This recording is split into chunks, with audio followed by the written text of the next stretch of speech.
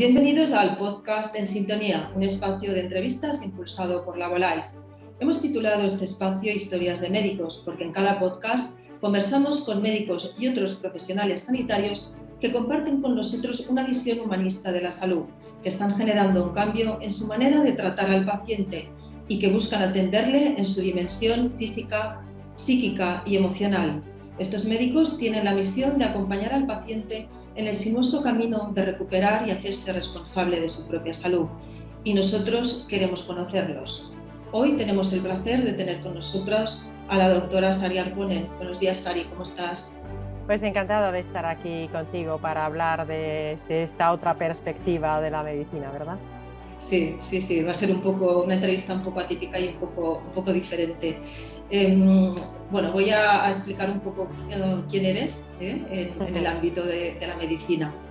Pues la doctora Sari Arponen es licenciada en Medicina y Cirugía, doctora en Ciencias Biomédicas y especialista en Medicina Interna. Tiene un posgrado en Psiconeuroinmunología Clínica y otros 3 másteres, uno de ellos en Genómica y de Precisión. También es docente y divulgadora científica y autora de varios libros con títulos tan llamativos y divertidos, en mi opinión, como ¿Es la microbiota idiota? Y el sistema inmune por fin sale del armario. Bueno, con la primera pregunta nos vamos a centrar en el sistema inmune. ¿Por qué crees que era necesario que el sistema inmune saliera del armario? ¿Tú crees que es un gran desconocido para pacientes y no sé si me atrevo demasiado a decir también para algunos médicos? Pues sí, efectivamente es quizás un desconocido para pacientes, para público general y también quizás para profesionales. Por lo menos en mi época no se estudiaba todavía la inmunología como tal, como asignatura, porque es una ciencia que tiene su entidad propia y necesita bastante estudio, ¿no? Y es además complejo. ¿Y por qué tenía que salir del armario? Que al final esta expresión, que es Mago More quien, pues, quien me ha dado los títulos de los libros, al final hace referencia a esto de sacar a la luz secretos, ¿no? Secretos que estaban ocultos.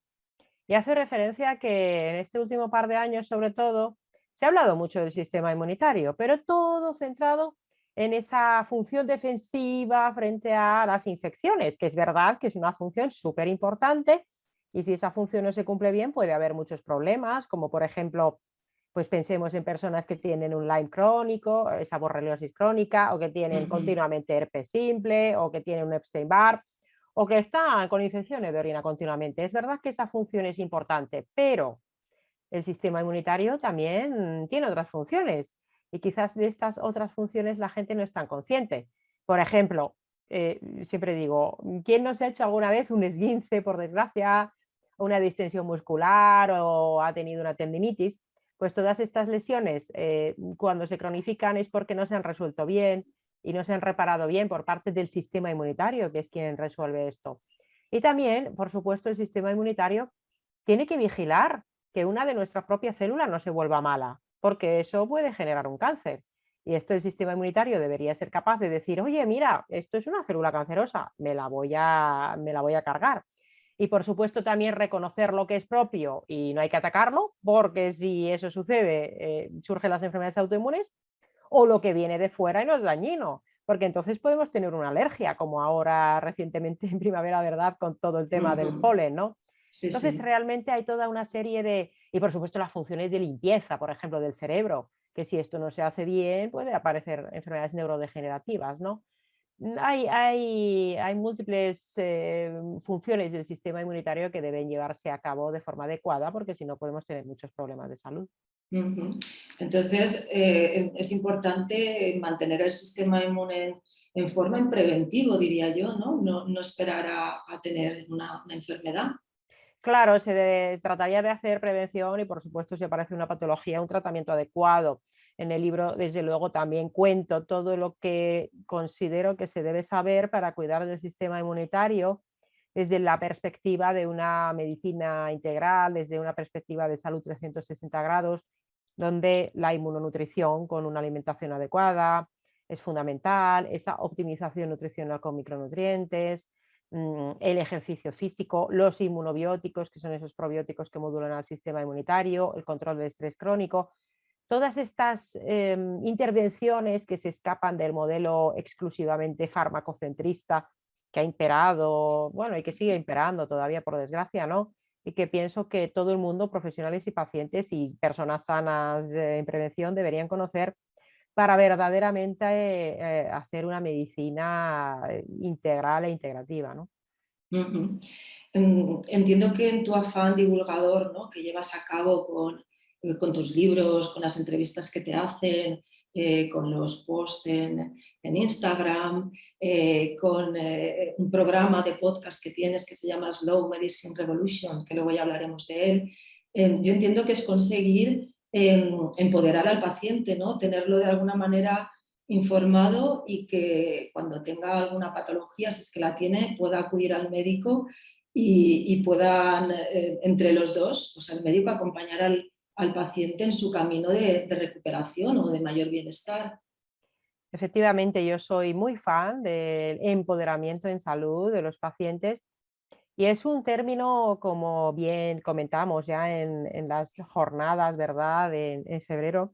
Es un término que a alguna gente le produce como prurito, ¿no? Porque parece que como viene del empowerment en inglés, pues como si, oye, empoderamiento, no sé, hay gente incluso que dice que les da rabia la palabra cuando lo dice la propia Organización Mundial de la Salud, que hay que fomentar el empoderamiento en salud. ¿Qué quiere decir esto? Pues que al final realmente debemos ser todos y cada uno de nosotros en parte artífices de nuestra propia salud, ya sea en prevención o en tratamiento, por supuesto hasta el punto que queramos. Oye, que hay gente que dice, yo no quiero saber nada, yo lo que el médico diga, bueno, es legítimo, pero realmente con una buena información y entendiendo bien lo que nos pasa a nivel de salud, podemos verdaderamente llevar a cabo todas las intervenciones que necesitamos para estar más sanos.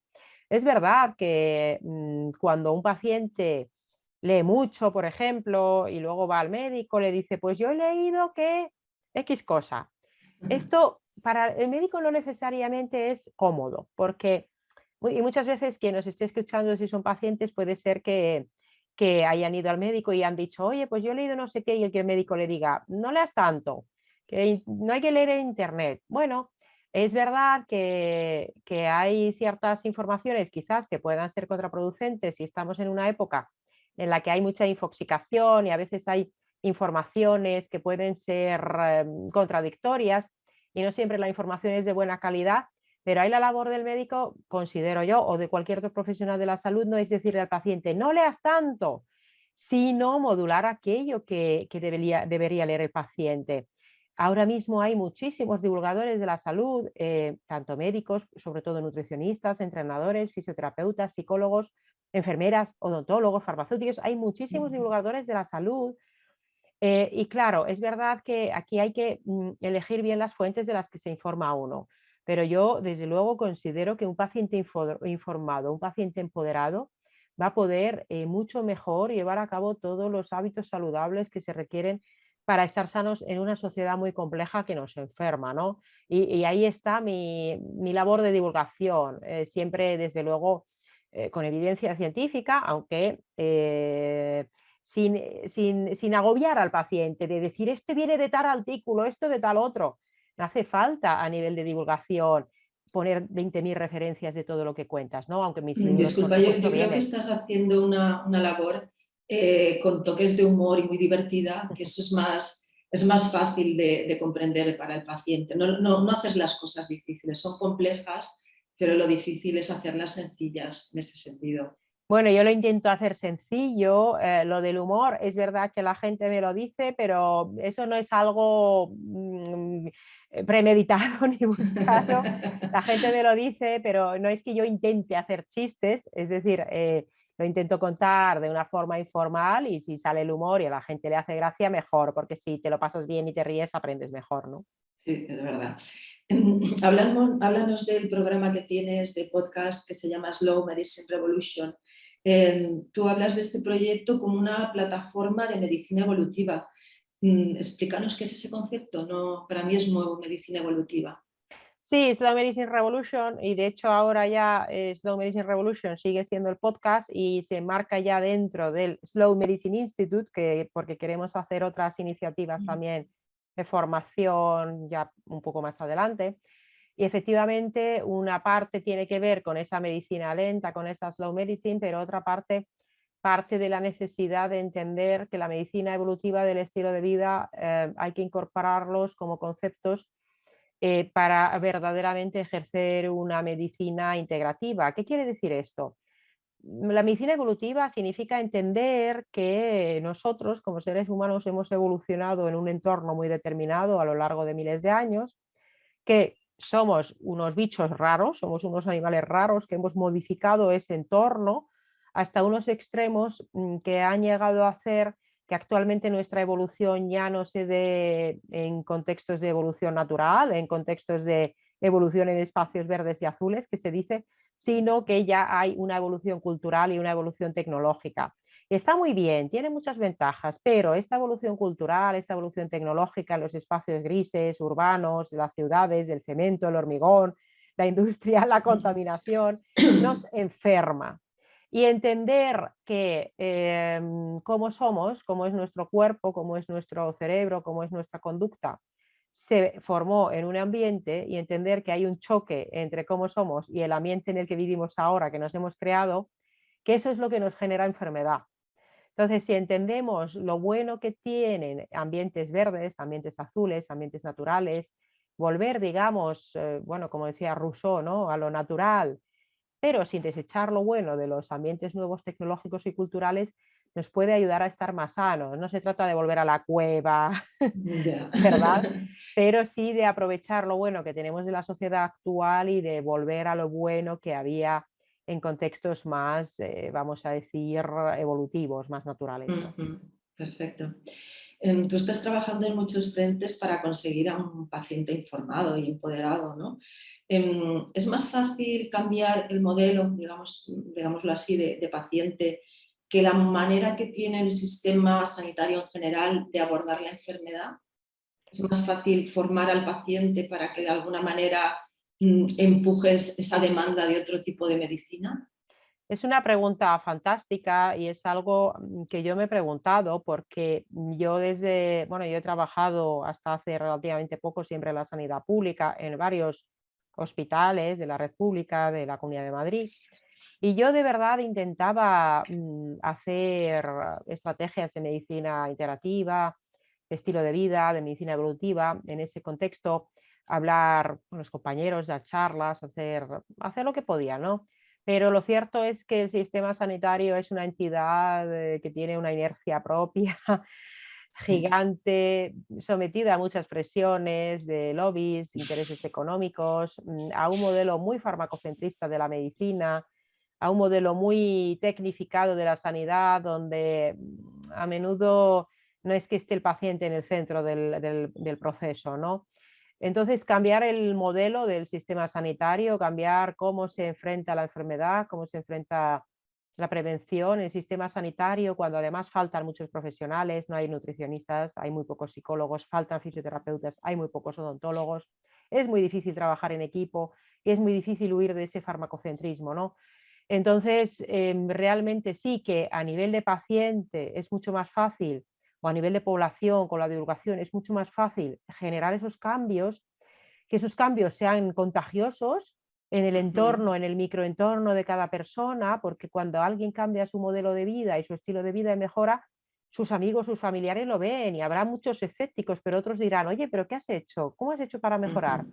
Y eso se contagia y quizás en algún momento lleguemos a generar una masa crítica de población, una masa crítica de pacientes que demanden ese cambio del sistema sanitario.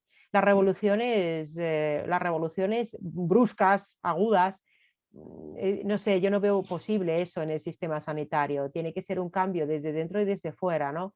Entonces, quizás sea más difícil esto que dicen de piensa global y actúa local, ¿no? La Ujú, actuación local y la actuación a nivel de pacientes, de grupos pequeños, posiblemente sea más sencillo que intentar cambiar un gigante como es el sistema sanitario y el modelo farmacocentrista que impera, ¿no? ujú. El otro día, bueno, en el Congreso Internacional de Microinmunoterapia, en la parte de ética, se invitó a un paciente y el paciente, bueno, hizo una reflexión que me resultó curiosa, ¿no? Que decía que el ámbito de la medicina de alguna manera tendría que ser como el sector de la hostelería, ¿no? Que el usuario tendría que poder evaluar al médico e incluso disponer de un libro de reclamaciones. ¿Qué opinas de esto? Bueno, el libro de reclamaciones se pueden poner realmente en los hospitales o en los centros de salud. Lo que pasa es que, bueno, por la forma en la que son, muchas veces se percibe incluso como un ataque y es verdad que las reclamaciones a veces quizás no sean constructivas y no vayan dirigidos tampoco a conseguir un proceso de mejora, ¿no? Lo cierto es que existen iniciativas de evaluación de la calidad asistencial y existen también iniciativas de evaluación de la calidad de vida de los pacientes. Son una serie de evaluaciones que por un lado tienen que ver con que son muy interesantes y muy importantes, que por un lado tiene que ver con no fijarnos solo en los parámetros biomédicos de, por ejemplo, una analítica o cómo va el dolor de un paciente, que eso es importante, por supuesto, sino que puede evaluar también la calidad de vida, porque, oye, a lo mejor pues qué sé yo, tiene un problema de tiroides y le dice, pues la TSH está muy bien, ¿no? Lo que se mira para ajustar la medicación. Sí. Pero el paciente sigue encontrándose mal y nadie le evalúa la calidad de vida y eso se puede evaluar. Pero luego hay otra serie de evaluaciones que es la evaluación de la calidad asistencial. E incluso existen cuestionarios para evaluar la calidad asistencial. Y sin embargo se está haciendo muy poco en este ámbito, ¿no? Y cuando se examinan los procesos de mejora en cualquier ámbito, que esto se aplica mucho en la industria o en las empresas privadas, cómo es el proceso de mejora de la calidad de cualquier proceso, para poder mejorar la calidad de algo, primero tienes que evaluar la calidad de eso y ver Cierto. por qué la calidad no es la adecuada y después establecer procedimientos para mejorar la calidad. Entonces sería obligatorio evaluar la calidad asistencial que se presta a los pacientes o que se hace en prevención también. Y para esto hay que preguntarle a los pacientes y hay que preguntarle a la población cómo se están haciendo las cosas. Pero que se haga de verdad, porque a veces se hacen evaluaciones de la calidad asistencial, pero para cubrir el expediente, así como un poco de postureo. Bueno, hemos evaluado la calidad y está la gente satisfecha, ¿no? Y yo a veces he visto estas encuestas, dices, oye, pero luego las con la gente en redes sociales, la gente que te Claro, cuenta, tienen y otra no están tan percepción. contentos. Entonces, algo está fallando. Efectivamente, debería poderse evaluar y conseguir implantar mejoras y preguntarle a los, bueno, ahora se habla de los usuarios, a mí es que esa palabra me espanta, ¿no?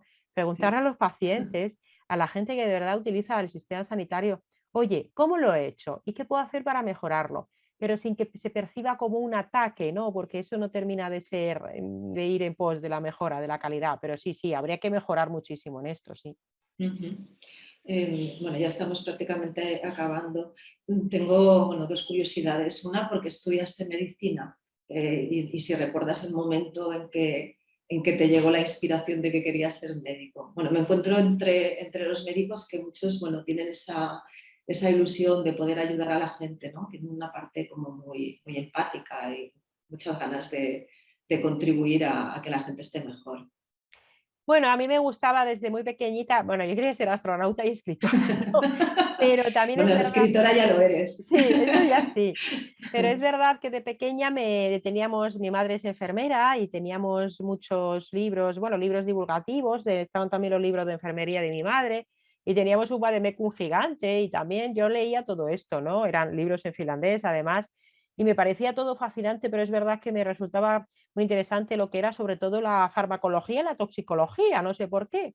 Y me encantaba y me parecía en aquel entonces, porque era lo que yo veía, ¿no? Oye, y te hablo de 8, 7, 8, 9 Sí, años, ¿eh? sí. Me parecía fascinante. Luego ya a lo largo de los estudios de secundaria me gustaba todo, me interesaba todo, desde la informática, la matemática, la química, la bioquímica. Y es verdad que yo empecé medicina en aquella época porque no existía la carrera de bioquímica.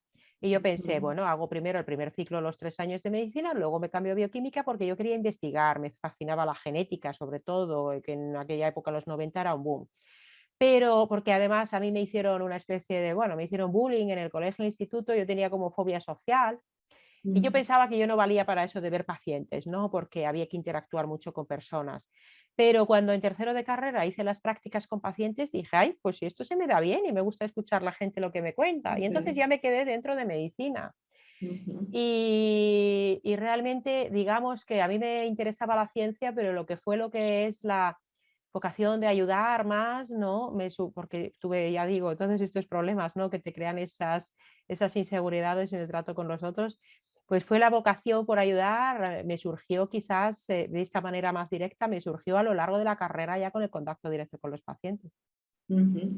Y luego me gustaría que me contaras si tienes alguna anécdota con, no sé, con algún paciente que te haya conmovido especialmente o no te haya conmovido o que haya funcionado igual como un maestro para ti, no sé. Si tienes algún recuerdo, algo que se te haya quedado fijado en la memoria de alguna interacción con un paciente o una paciente. Bueno, recuerdo muchísimos, ¿no? Porque, bueno, son muchos años de clínica, ¿no? Estoy pensando ahora en un paciente concreto que era un paciente joven, tenía mi edad y tenía un cáncer bueno, un cáncer neuroendocrino que me ingresó muchas veces a mi cargo, pues por diversas complicaciones y bueno, hice bastante, bueno, amistad no voy a decir, porque con el paciente no es que hagas amistad, pero hablamos de cosas y también con sus padres. Y fue un proceso muy duro para él y para sus padres y para el oncólogo también que le llevaba, porque claro, era muy joven, vivió mucho más tiempo del que en teoría, por su patología, le correspondía, pero al final acabó falleciendo, ¿no? Y de alguna manera todo ese proceso suyo, de sus padres, y luego sus padres vinieron muchas veces a saludarme, estaban muy agradecidos. Bueno, es que me conmueve ahora porque me acuerdo de Sí, él y de esto hace sí, muchos sí. años, hace por lo menos 6 o 7 años, ¿no? De que Ajá. falleció. Pues esa forma de afrontar esas situaciones tan complicadas de la vida y a pesar de todo hacerlo desde ¿cómo decirlo? Desde el amor, ¿no? De alguna manera, ellos, ¿no? Ujú, Eso me impactó mucho porque son situaciones muy, muy límite, ¿no? Son situaciones que además hoy en día la muerte como que se esconde, no se habla de ella. Y esas ujú. interacciones yo todavía me acuerdo mucho de él, de sus padres y de todo lo que me contaban de cómo fue ese proceso, ¿no? Y eso la verdad es que es de los pacientes que más me acuerdo, de su nombre, de su cumpleaños, incluso Ujú. porque fue complicado y fue bastante duro también, ¿no? Bonita historia. Pues nada, Sari, esto es todo. Hemos llegado al final. Te agradezco un montón este ratito de charla que ha sido muy, muy placentero. Y bueno, casi siempre al final de la entrevista siempre pienso que, bueno, que si alguna vez tengo que ir al médico, que me gustaría que fuera médicos como tú y como otras personas que he entrevistado. Muchísimas gracias, Sari. Muchísimas gracias. Un placer. Un placer igualmente. Muchas gracias.